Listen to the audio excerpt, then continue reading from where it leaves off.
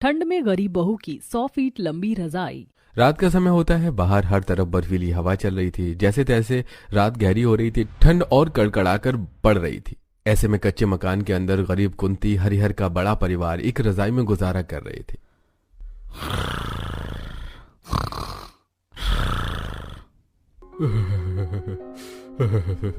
हे भगवान, आज तो दबाकर सर्दी हो रही है। अरे रजाई में भी सारा शरीर सिहर रहा है। ठंड से कांपते हुए हरिहर उठकर देखता है कि उसके ऊपर से रजाई हट चुकी है। अरे गजब हाल है। कसम से पता नहीं है लोग किस तरह से रजाई ओढ़ते हैं। हर बार मुझको उघार देते हैं। दिन भर कोल्हू के बैल की तरह भयंकर सर्दी में खट कर आओ और रात में ढंग से सोने को पूरा बिछोना ओढ़ना भी नहीं मिलता है। थरथराते हुए हरिहर अपनी रजाई अपनी तरफ खींचकर सो जाता है, जिससे अब टूटी खिड़की से अंदर आ रही ठंडी ठंडी हवा कुंती को लगती है, जिससे वो कुड़कुड़ाने लगती है। हे भगवान, इस बुढ़ऊ का धंधा पानी कितना ज्यादा खराब हो गया। जब देखो रात भर रजाई दबाकर सो जाता है। हाँ हाँ, खींच लो सारी रजाई। मेरे ओढ़ने को छोड़ना मत जरा भी। अरे भाग्यवान, है तो तुम्हारी तरफ भी रजाई। अरे मैंने सारी थोड़ी ली है। हाँ हाँ, जैसे कि रजाई तो तुमने 100 फीट जितनी लंबी चौड़ी भरवा रखी है, तो सब एक रजाई में एक साथ इकट्ठे सब लोग आराम से आ जाएंगे। अरे 5-6 फीट की रजाई है तो सबको ओढ़ने में तो छोटी पड़ेगी ही। अरे भाग्यवान, मैं तुम्हारे आगे हाथ जोड़ता हूँ, मुझे सो लेने दो। जब देखो खाली कलेश करती रहती हो। अरे और लो रजाई भी, तुम भी रख लो, मुझको नहीं ओढ़ना, इसी तरह सो जाऊंगा मैं। हरिहर हाथ पैर सिकोड़कर बिना रजाई के सो जाता है। तभी झगड़े की आवाज से घर के बाकी सदस्य भी बिस्तर में उठकर बैठ जाते हैं। कुंती भाभी, भाई साहब, क्या हो गया? आप दोनों झगड़ा क्यों कर रहे हैं? शोभा, मुझको झगड़ा करने का शौक थोड़ी चढ़ा है। एक तो वैसे ही मेरी नींद कितनी कच्ची है, जरा सी ठंड से नींद टूट जाती है, ऊपर से मुझे रजाई नहीं मिलती। दादाजी, आप दोनों ने आज फिर से रजाई को लेकर लड़ाई कर ली। सो जाइए, हमको कल सुबह स्कूल भी जाना है। दरअसल कुंती देवी का बड़ा परिवार, जिसमें 3 बेटे बहू, उनके बच्चे शोभा, कुंती, हरिहर और सुरेंद्र को मिलाकर कुल 13 लोग थे। ऐसे में जब रजाई एक और ओढ़ने वाले अनेक हों तो दिक्कत होगी। मजबूरी में सभी एक ही रजाई में गुजारा करने को मजबूर थे। ले ले ले ले ले मेरा मुन्ना, चुप हो जा। नीलम, शायद से मुन्ना ठंड से रो रहा है, उसे चादर में अच्छे से ढक लो, अभी गोद का बच्चा है वरना सर्दी लग जाएगी।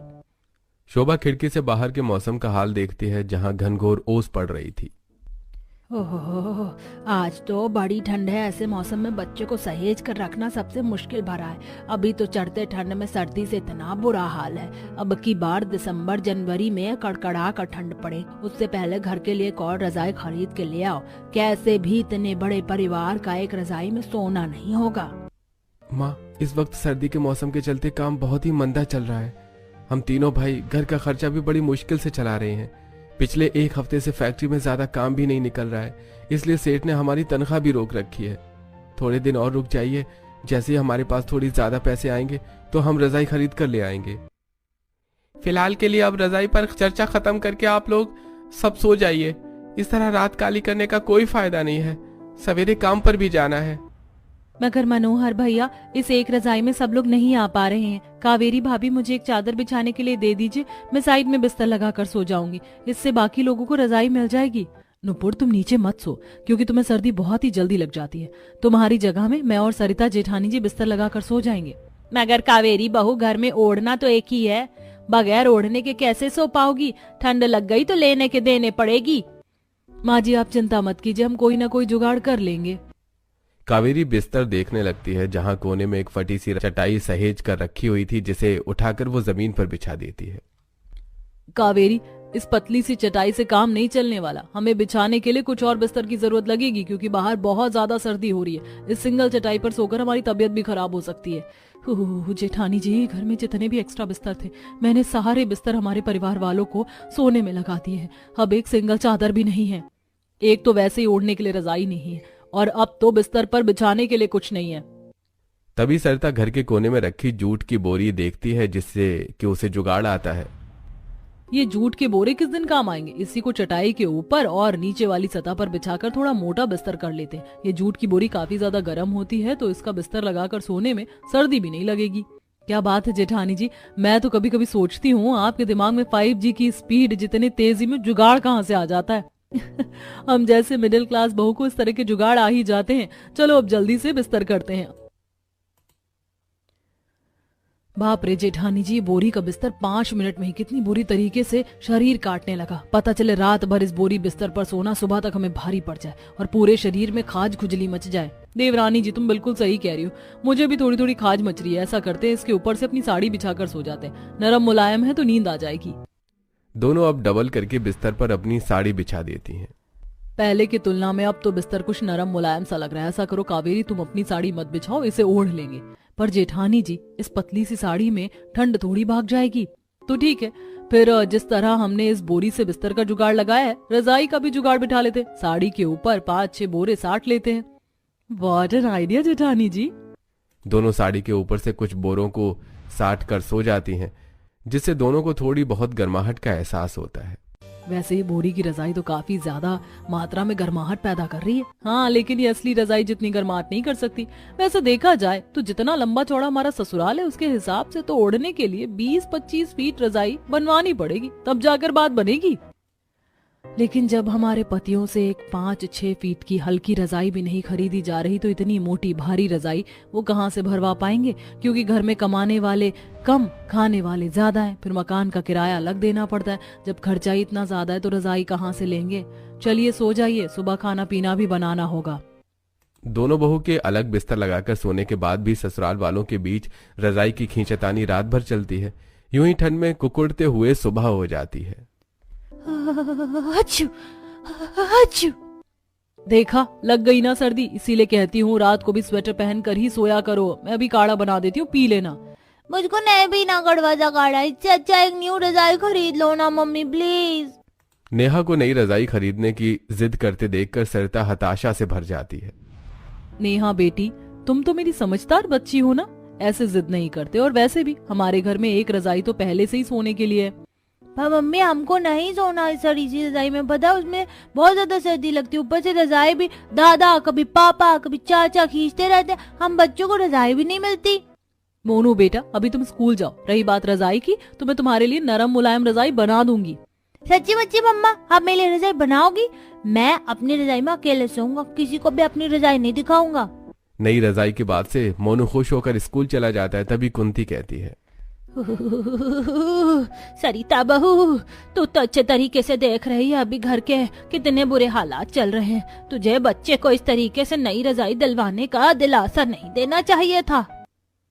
माँ जी, मनोहर जी ने बोला है उनकी फैक्ट्री में काफी ज्यादा कपड़ों के कतरन निकल रखे हैं, तो मैंने घर पर लाने को कहा था कि कुछ कतरन से हम सर्दी के मोटे मोटे बिस्तर बना लेंगे और बच्चों के लिए गुदड़ी वाली रजाई बना देंगे।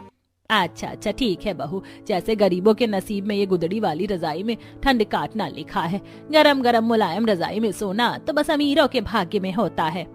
ऐसा कहते हुए कुंती की बातों में गरीबी, दुख और टूटा मन दिख रहा था। सही कहा भाभी, हम दोनों ने भी सारी जिंदगी दुख और गरीबी ही काटी है, और बेचारी हमारी बहुएं और पोते पोती भी गरीबी देख रहे हैं। सरिता बहू, ये रजाई ले जाकर थोड़ा धूप में डाल दो।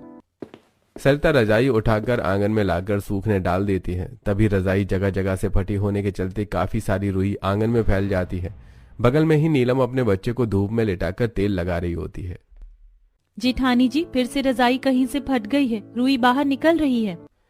तभी कावेरी रजाई के फटे हिस्से को देखकर गरीबी से कुड़कुड़ करने लगती है। इस बार तो रजाई जरूरत से ज्यादा ही फट गई है। अरे अब तो इस रजाई के चिथड़े हो गए हैं, पता नहीं कब तक इस चादर जितनी पतली रजाई को चलाना पड़ेगा। कावेरी अभी ऐसा कह रही होती है कि तभी सामने के घर में रहने वाली अमीर परिधि अपनी बालकनी में आकर रजाई फैलाने लगती है। रजाई देखने में बहुत ही मखमली, महंगी और नई लग रही थी। लगता है हमारी पड़ोसन ने नई रजाई भरवाई है। डिजाइन भी देखने में कितना सुंदर लग रहा है और रजाई का अर्ज भी कितना लंबा चौड़ा है, कम से कम 10-15 फीट की है। और एक हमारी रजाई है जो पूरी तरीके से घिस गई है, इसमें तो ठंड भी नहीं रुकती। दोनों अभी पड़ोसन के रजाई को देखकर बातें कर रही होती हैं कि तभी परिधि बड़बड़ाने लगती है। तुम दोनों को सुबह सुबह कोई काम धंधा नहीं है क्या, जो आंखें जमाकर नॉनस्टॉप मेरी नई नई रजाई को घूरे जा रही हो?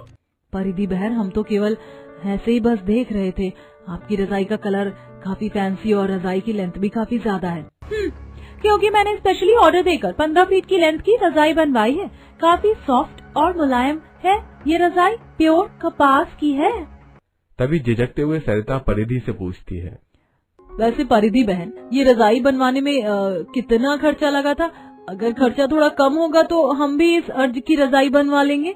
मुझे तो ये रजाई बनवाने में 25 से 30 हजार का खर्चा बैठा था, क्योंकि तुम्हारे औकात से बाहर है, इसीलिए तुम अपनी फटीचर रजाई को कंटिन्यू चलाओ, जैसे कि हर साल घिस पीट कर चलाते हो। अरे आजकल तो इंसान दीवारों का पेंट भी इतना नहीं चलाता जितना कि तुम लोगों ने एक ही रजाई में इतनी सर्दियां निकाल दी। अपनी महंगी रजाई पर घमंड खाते हुए परिधि, कावेरी, सरिता, नीलम को नीचे दिखाकर अंदर चली जाती है। तभी कुंती और शोभा आंगन में आती है।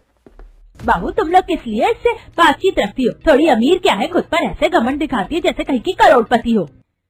पर माँ जी, पड़ोसन ने बात तो सच ही बोली थी। अब इस रजाई की ऐसी हालत कूड़ेदान में फेंकने वाली हो गई, मगर हम फिर भी ओढ़ रहे हैं।